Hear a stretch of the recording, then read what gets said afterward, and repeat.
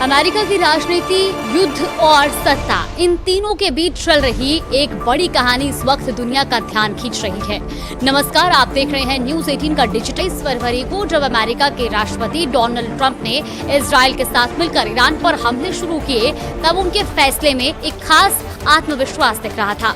माना ये जा रहा था कि वो पहले से वेनेजुएला में की गई कार्रवाई से उत्साहित थे और उन्हें लगा कि ईरान के खिलाफ ये अभियान भी ज्यादा मुश्किल नहीं होगा। लेकिन जैसे जैसे दिन बीतते गए, हालात बदलने लगे और कुछ ही दिनों में ये साफ होने लगा कि ये संघर्ष उतना आसान नहीं है जितना शुरू में समझा गया था। एक तरफ ईरान था जिसके पास होने के लिए सीमित चीजें थी, वहीं दूसरी तरफ अमेरिका था जिसकी अर्थव्यवस्था और राष्ट्रपति की राजनीतिक साख दोनों दांव पर लग चुकी थी। अब युद्ध लंबा खिंचता गया और आखिरकार छठे हफ्ते में दोनों देशों ने थक हार कर बातचीत का रास्ता चुन लिया। युद्ध विराम की घोषणा हुई। अब ईरान में इस युद्ध विराम के बाद जश्न का माहौल है, लेकिन अमेरिका में तस्वीर बिल्कुल अलग है। यहाँ राजनीतिक विवाद थमने का नाम नहीं ले रहा। एक रिपोर्ट के मुताबिक 85 से ज्यादा डेमोक्रेट सांसदों ने राष्ट्रपति डोनाल्ड ट्रंप को पद से हटाने की मांग की है।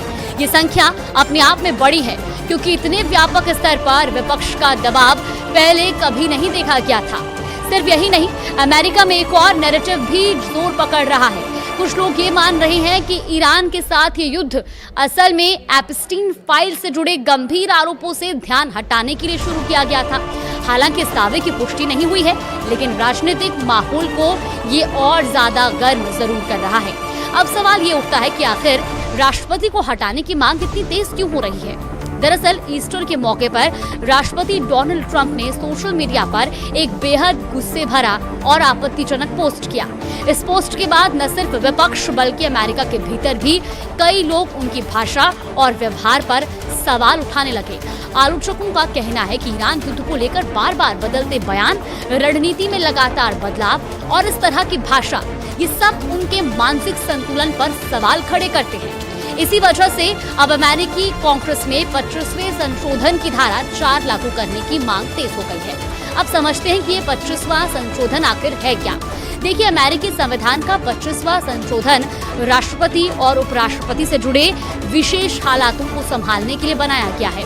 इसमें 4 प्रमुख धाराएं हैं। धारा 1 कहती है कि अगर राष्ट्रपति की मृत्यु हो जाए, वो इस्तीफा दे दें या उन्हें हटा दिया जाए, तो उपराष्ट्रपति पद पूर्ण रूप से राष्ट्रपति बन जाता है। धारा 2 के तहत अगर उपराष्ट्रपति का पद खाली हो जाए तो राष्ट्रपति एक नए नाम का प्रस्ताव देते हैं, जिसे कांग्रेस की मंजूरी मिलना जरूरी होता है। अब धारा 3 कहती है कि व्यवस्था देती है कि अगर राष्ट्रपति खुद को अस्थायी रूप से अक्षम महसूस करते हैं तो वो स्वेच्छा से अपनी शक्तियां उपराष्ट्रपति को सौंप सकते हैं। लेकिन सबसे ज्यादा चर्चा में है धारा 4।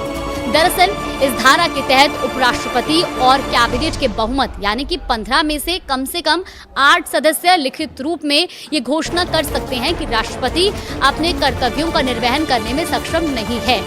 ऐसी स्थिति में उपराष्ट्रपति तुरंत कार्यवाहक राष्ट्रपति बन जाता है।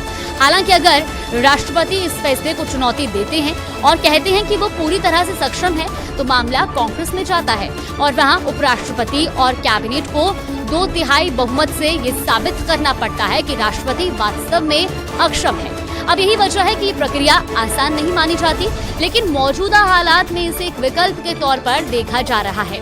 कई सांसदों का ये भी मानना है कि राष्ट्रपति डोनाल्ड ट्रंप की लगातार बदलती बयानबाजी और आक्रामक व्यवहार ये संकेत देते हैं कि स्थिति सामान्य नहीं है और इसी के चलते अब उपराष्ट्रपति और सत्तारूढ़ पार्टी के नेताओं से भी ये अपील की जा रही है कि वो आगे आएं और इस मुद्दे पर निर्णायक कदम उठाएं। तो कुल मिलाकर ईरान के साथ युद्ध विराम भले ही हो गया हो, लेकिन अमेरिका के भीतर एक नई राजनीतिक लड़ाई शुरू हो चुकी है जो सीधे राष्ट्रपति की कुर्सी तक पहुंच गई है। फिलहाल इसको लेकर आपका क्या मानना है, हमें कमेंट बॉक्स में अपनी राय जरूर दें।